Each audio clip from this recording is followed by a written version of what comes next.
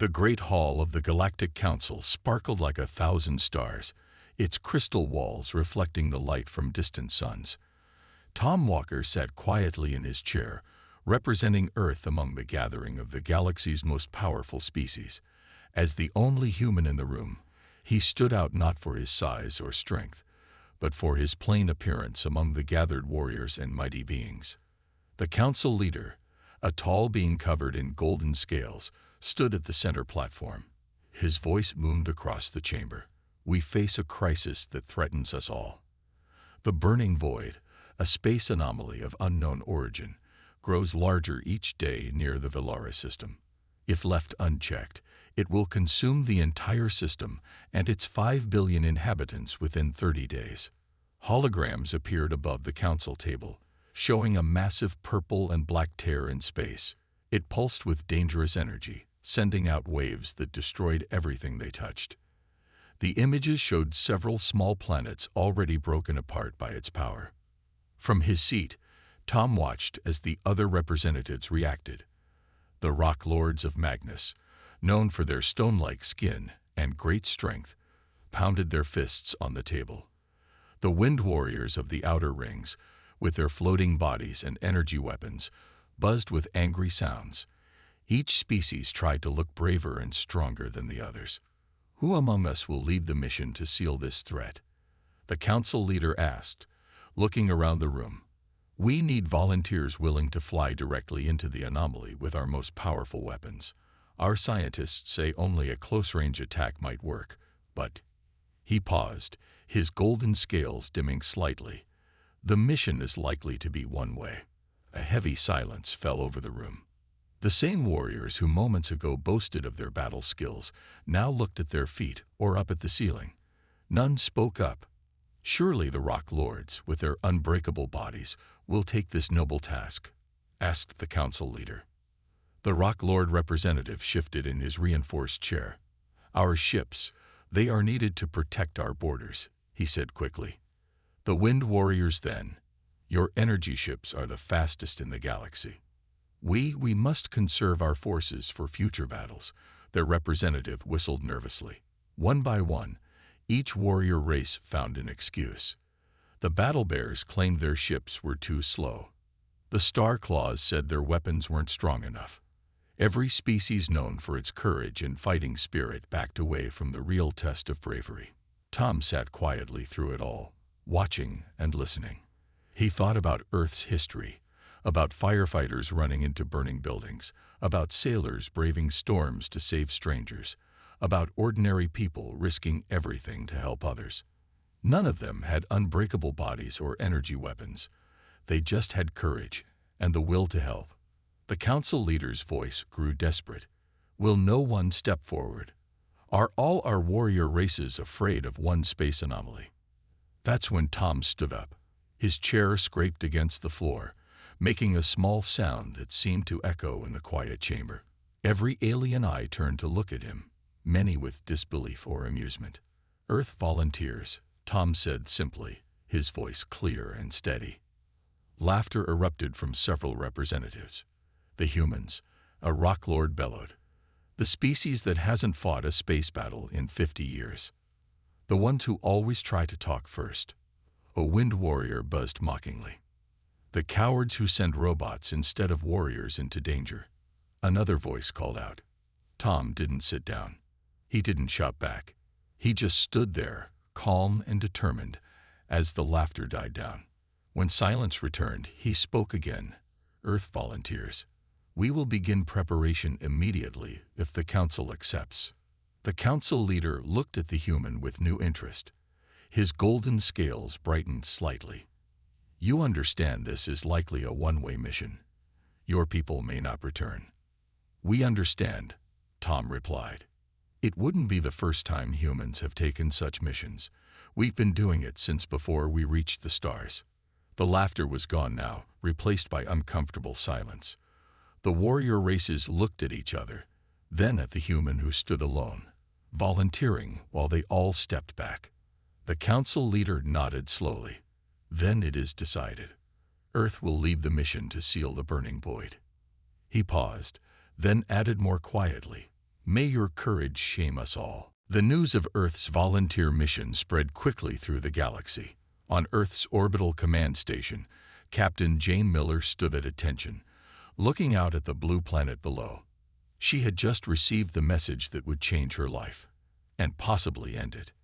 "Captain Miller," Admiral Rogers said, his weathered face appearing on the screen behind her. "You've been chosen to lead the mission to the burning void. Will you accept?" Jane turned away from Earth's view, facing the screen. She was shorter than most captains, with short gray hair and laugh lines around her eyes that made her look more like someone's grandmother than a starship captain. But those who knew her also knew about her 3 rescue missions to Jupiter's moons and her famous evacuation of the Mars colony during the Great Dust Storm. "Yes, sir," she replied without hesitation. "When do we begin?" The Admiral's face softened.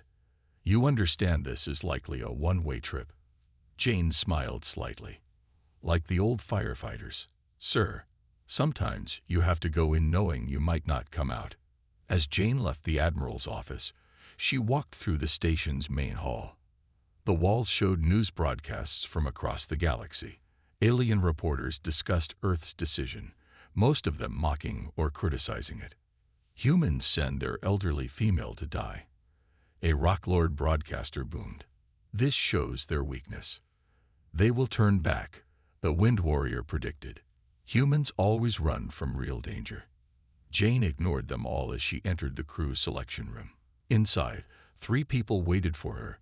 They stood up as she entered, and she studied each face carefully. Mike Stone, the engineer, was a big man with rough hands and kind eyes. He had spent 10 years fixing deep space rescue ships.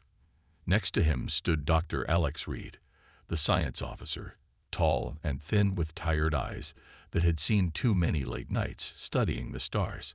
Sam Cooper, the navigator, was the youngest, barely 30, but already famous for plotting rescue routes through asteroid fields. "I won't lie to you," Jane said, looking at each of them.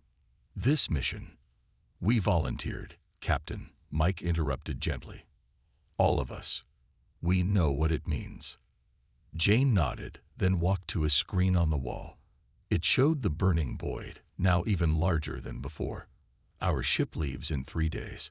The Council has provided their most powerful weapons, but they still think we'll turn back before reaching the target."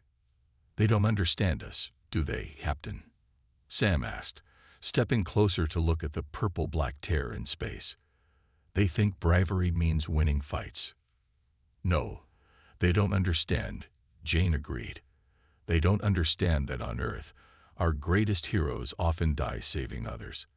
They don't understand our firefighters, our rescue workers, our disaster teams." Dr. Reed adjusted his glasses. "I found something interesting in the old records, Captain. Every major alien race evolved from predators. Their ancestors were hunters, fighters, but humans. We evolved from social primates," Jane finished. "Creatures that survived by helping each other, by sacrificing for the group." She turned back to her crew. "That's why we're here. Not because we're brave in their way, but because we can't walk away when others need help."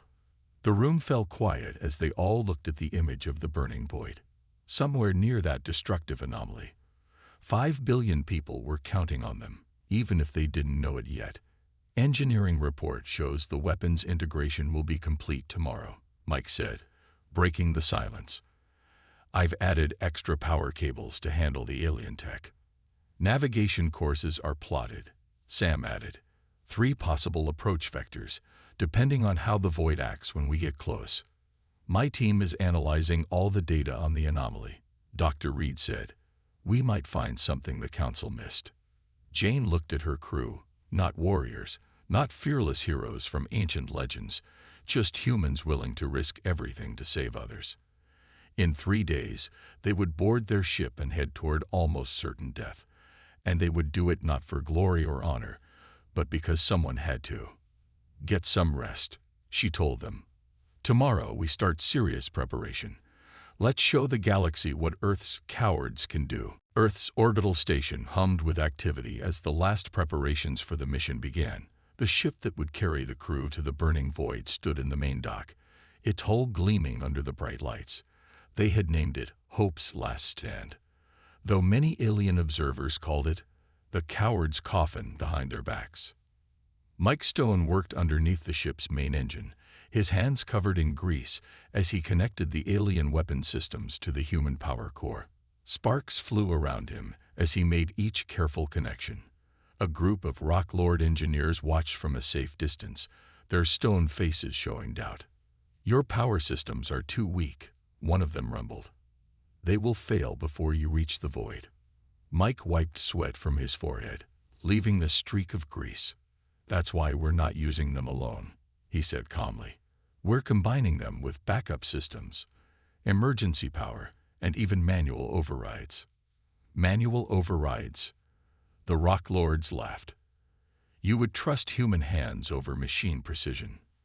Mike smiled, remembering the old stories his grandfather told him about mechanics who kept planes flying with hand-cranked engines during storms. "Sometimes," he said, "human hands are exactly what you need when everything else fails." In another part of the station, Dr. Alex Reed sat surrounded by holographic displays showing data about the burning void.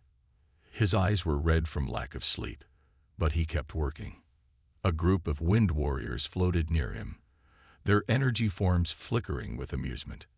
"Your primitive human mind cannot understand the void's complexity," they buzzed. "Why waste time studying it?"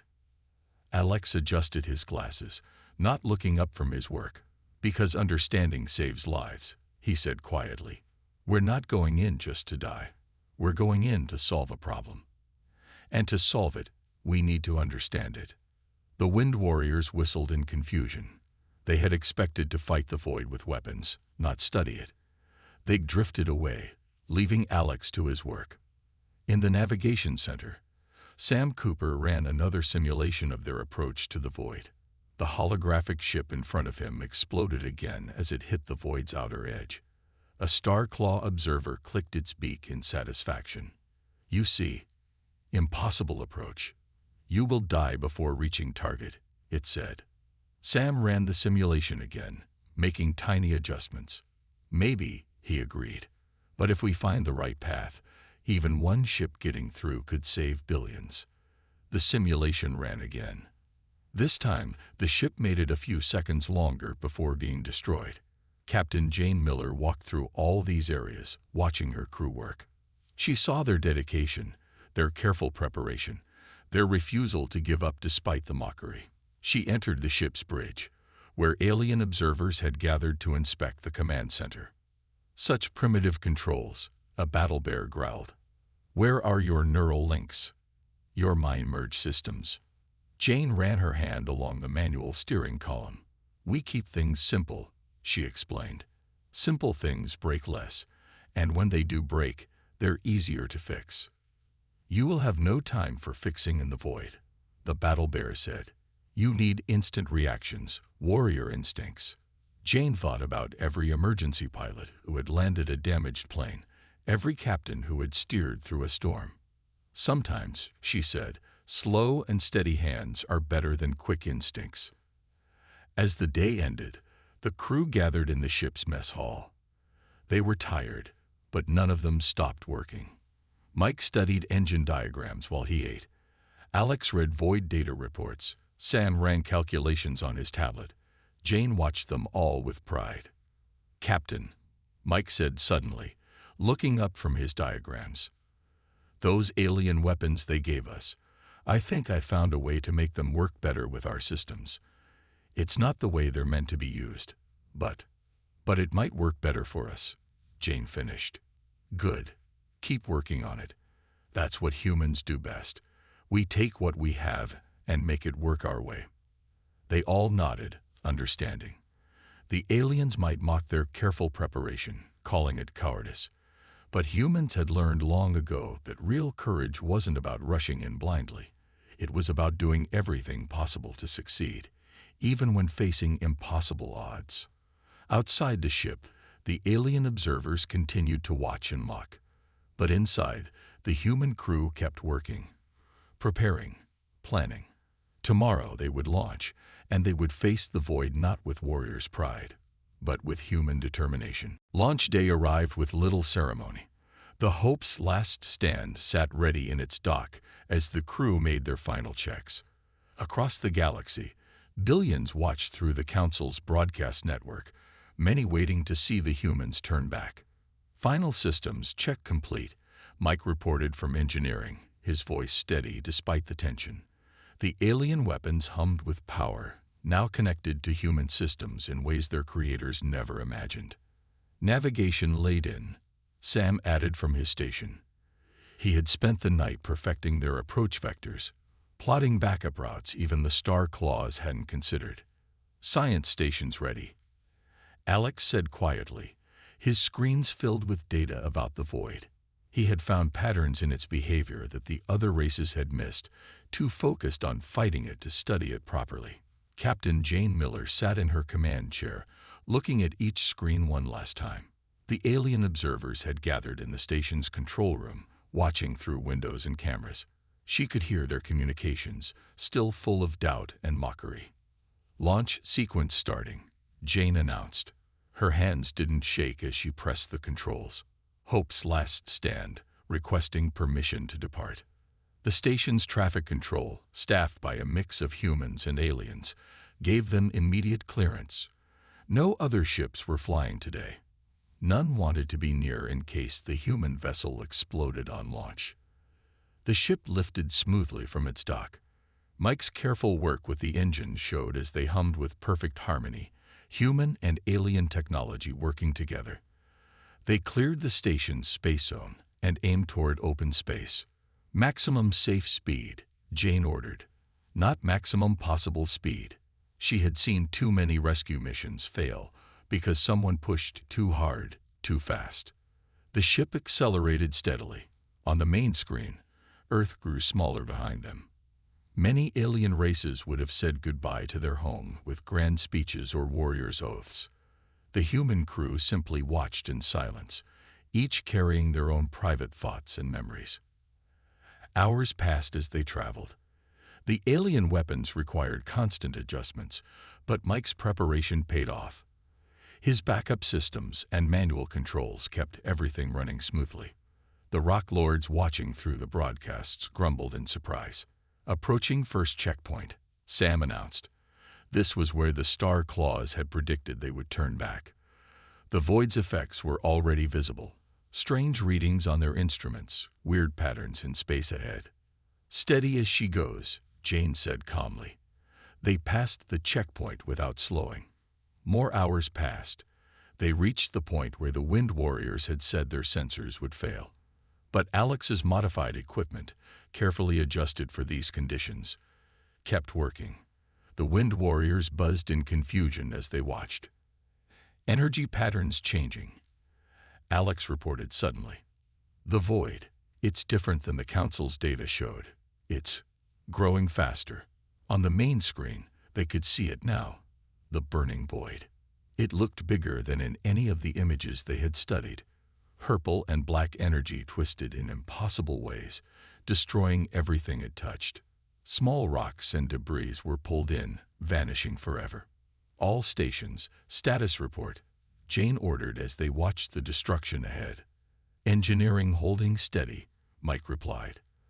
But these readings, the void's power is stronger than anything we prepared for. Navigation becoming difficult, Sam added. The void is affecting our instruments more than expected. New data coming in, Alex said, his voice tense. Captain, this isn't just bigger than we thought. It's different. The patterns suggest. Before he could finish, the ship shuddered violently. Warning alarms blared throughout all decks. The void had reached out toward them, testing their defenses. All hands, brace for impact, Jane called out. This is what we prepared for. This is why we planned everything so carefully. This is where we show them what human courage really means. The ship shuddered again as another energy wave hit them. Through the Council's broadcasts, the warrior races watched in silence, no longer mocking as the human ship flew steadily toward the heart of destruction. The Hope's last stand shuddered again as another energy wave hit. Warning lights flashed across every console as the crew worked to keep their ship together. But through the chaos, Dr. Alex Reed noticed something strange in his readings. "Captain," he called out, adjusting his instruments. "These energy patterns, they're not random. They're repeating. Like a machine." Jane gripped her chair as the ship rocked. "A machine, you mean? This isn't a natural phenomenon," Alex said, his tired eyes now wide with understanding. "The void isn't just a tear in space. It's a weapon. Someone made this." The news shocked everyone on the bridge. Through the ship's broadcasts, the alien observers fell silent. The warrior races had been ready to fight a natural disaster, but this was different. "Can you tell who made it?" Jane asked, her mind already working on how this changed their mission. Alex studied his screens. "The energy signature is old. Very old. Whoever built this, they're probably long gone, but they left their weapon behind, and now it's active again." Another blast rocked the ship. In engineering, Mike fought to keep the systems running. "Captain," he called through the comm, "main power is failing. The alien weapons are drawing too much energy." The mighty weapons given by the Council, meant to destroy the void, were now threatening to tear their ship apart. The Rock Lords watching the broadcast growled in satisfaction, sure that the humans would finally turn back. But Jane had other ideas. "Alex, if this is a machine, it must have controls. Can you find them?" "Working on it," Alex replied, his fingers flying over his console. "A pattern suggests, yes, there's a central point. Something like a control room. But Captain, it's deep inside the void itself." Sam looked up from his navigation controls. "We can't get there with the ship in this condition.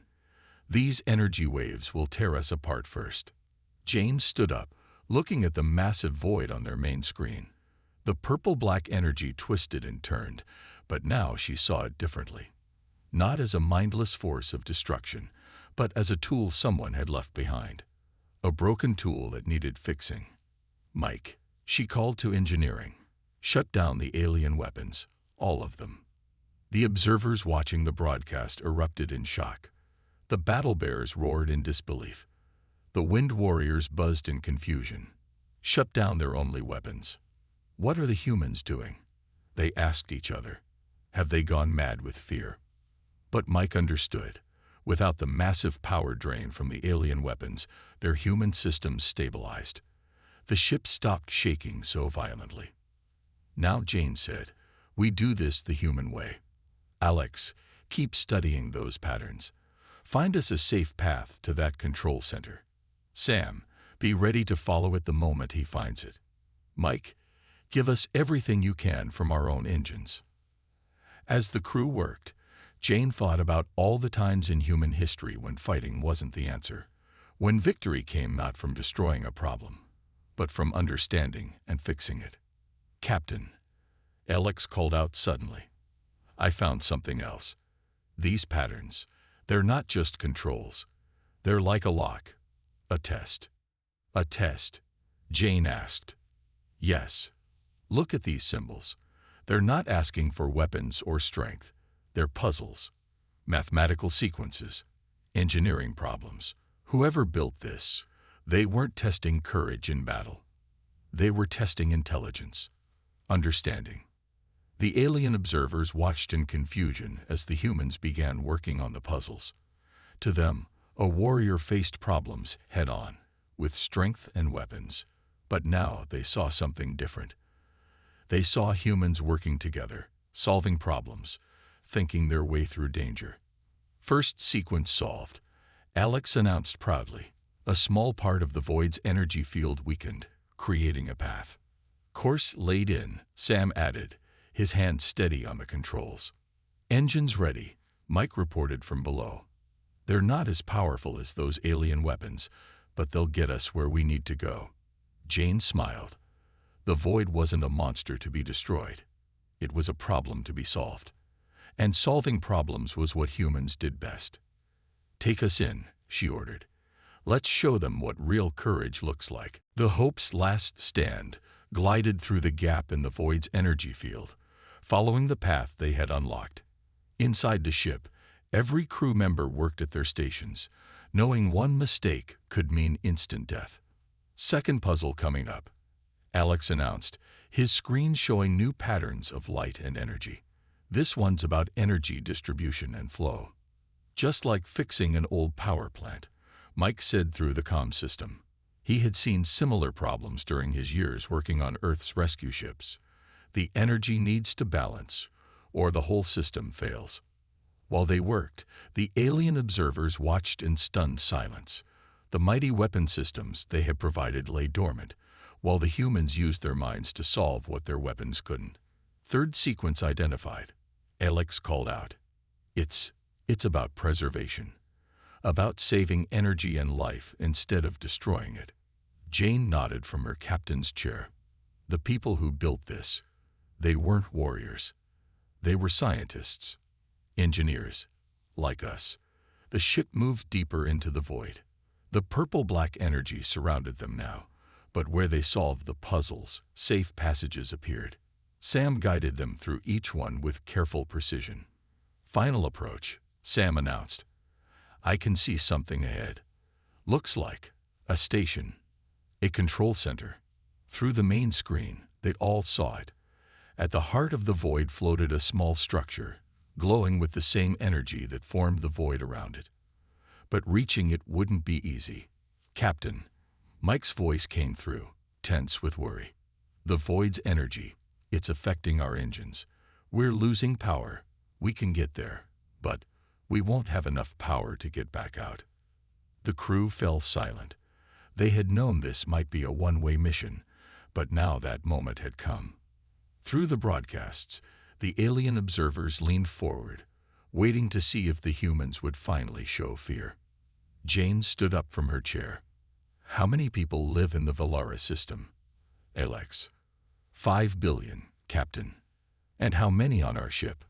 4, Captain. Jane smiled. Then the math is simple. She turned to her crew.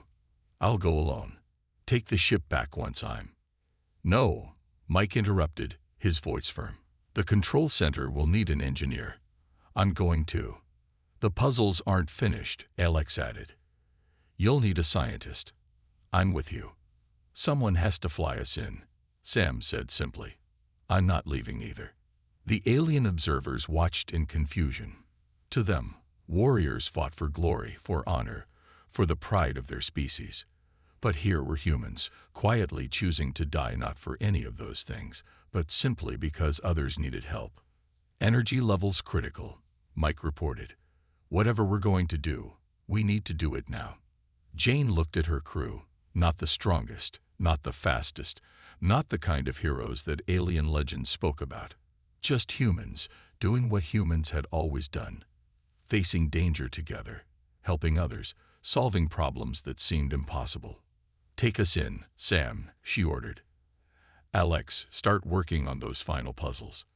Mike, give us everything the engines have left. Let's finish this. The ship pushed forward, straining against the void's power. Around them, the purple-black energy pressed closer, trying to destroy them. But the humans didn't fight it. Instead, they worked to understand it, to solve it, to fix what was broken. Through the Council's broadcasts, billions watched as the small human ship disappeared into the heart of the void. The warrior races fell silent, finally seeing something they had never understood before. That true courage wasn't about fighting or destroying. Sometimes, the greatest courage was choosing to help others, even when it cost you everything. The control center of the ancient weapon hung in space like a jewel in a storm of purple-black energy. Inside, the crew of the Hope's last stand worked frantically at alien controls that hadn't been touched in thousands of years. Final puzzle decoded, Alex announced, his fingers flying over the strange symbols. It's beautiful, really. The whole system was designed to test if those who found it were wise enough to shut it down. Wise enough not to use it as a weapon, Jane said, understanding at last. The warrior races never had a chance of stopping it. They would have just tried to destroy it. The void's energy swirled around their ship, growing more violent by the second. Through the Council's broadcast system, billions watched and waited. The warrior races had fallen completely silent, seeing something they had never expected. Power systems failing. Mike called from his station. We've got maybe 10 minutes before total shutdown. Sam worked at navigation, keeping them steady despite the crushing forces around them. The void's getting stronger, like it knows we're here. It does know, Alex said suddenly, looking up from his readings. This whole thing, it's not just a weapon. It's a test to find races smart enough to value peace over war, understanding over destruction. Jane moved to the main control panel where Alex had decoded the final sequence. Then let's show them we passed the test. Everyone, to your stations. One last time. The crew moved with quiet determination. No battle cries, no warriors' oaths. Just humans doing what needed to be done. They had solved the puzzles, understood the ancient machinery, and now they knew what had to happen. All power to the main controls, Jane ordered. But Captain, Mike said, without power to the shields. We won't survive anyway, Jane finished. But we might save everyone else. Mike nodded and redirected all remaining power. The ship's lights dimmed, life support systems switched to emergency backup, and everything they had left went to the ancient control panel. Starting shutdown sequence, Alex announced. His screen showed complex patterns of energy beginning to shift and change. It's working. The void. It's starting to collapse in on itself. Through the main viewer, they watched as the purple-black energy began to swirl inward instead of out. The destruction was stopping. The threat to billions of lives ending because 4 humans had chosen to understand instead of destroy. Hull integrity failing, Sam reported calmly. 1 minute to total collapse. Jane looked at her crew. The engineer who had adapted alien technology, the scientist who had solved ancient puzzles, the navigator who had guided them through impossible spaces, just ordinary humans who had done extraordinary things. It's been an honor, she said simply. But then something unexpected happened. As the void collapsed inward, new symbols appeared on their screens. The ancient machinery hummed with a different kind of power. Captain, Alex shouted, his eyes wide. These readings, the builders left something else. A reward for those who passed the test. Energy flowed from the control center into their failing ship, not the destructive power of the void, but something else. Something that repaired, that preserved, that protected. Hull integrity. Stabilizing. Sam reported in amazement. Power levels rising. The builders, Alex explained, reading the symbols. They left this for whoever was wise enough to solve the puzzles. Technology to protect and preserve, not to destroy. The void collapsed completely, taking the ancient control center with it. But the Hope's last stand remained, transformed by the gift of those long-gone builders who had valued wisdom over war. In the Galactic Council chamber, the warrior races watched in stunned silence as the human ship emerged from where the void had been. Not as conquering heroes, not as mighty warriors, but as something they were only beginning to understand.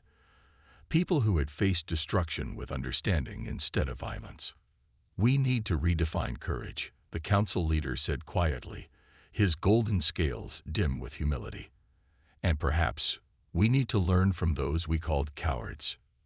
The Hope's last stand turned toward home, its crew tired but alive.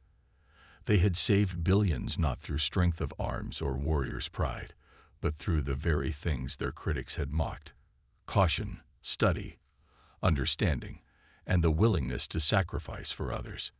And in doing so, they had taught the galaxy that true courage wears many faces, and sometimes the bravest hearts are the ones that seek to understand rather than destroy.